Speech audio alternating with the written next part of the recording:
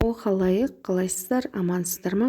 Бүгінгі видео шығарылымда жалпы Динара Саджанның екінші күйеуі Жұмабек Жаныкулов деген кереметте азаматты және де оның бұрынғы отбасы туралы айтқым келеді. Каналға тіркеліңіздер, лайк басып, қолдау көрсетіп кетіңіздер. Баршаңызға мың алғыс. Жұмабек Жаныкулов қазіргі таңда Динара Саджанмен некелесті, заңды түрде некелерін қиды. Міне көріп тұрғандарыңыздай таяуда некелесіп үлгерді. Ал бұрынғы өзінің жұбайы мынау жерде өзінің туыстары суретте, және де мынау көріп отырған өзінің әйелі.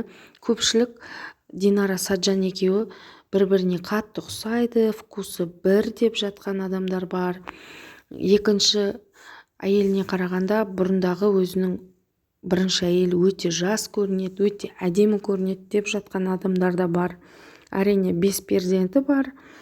Қазіргі таңда балалары 4 баласы бар. Балалары өте үлкен. Суретте көргендеріңіздей Жұмабектің өзінен аумайды, түріне дейін барлық жері ұқсайды. Және де 5-ші өте сұлу принцесса қызы бар, өзінің перзенті. Әйелі де өте сұлу.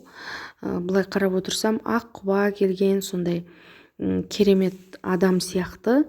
Әрине әр адамның тағдыры әртүрлі болады. Бірақтан бұл жерде балалардың кішкене әкелеріне деген қызғаныш болатын шығар деп өз басым ойлаймын. Себебі әкеңді басқа әйелмен бөлісу бұл өте ауыр. Әрине менің ойымша, әрине осындай отбасылар бар. Жұмабек Жаныкулов деген азамат бұл жалпы біздің Қазақстанның керемет азаматы, Forbes журналына кірген, бай-батшалардың тізімінде тұрған азамат.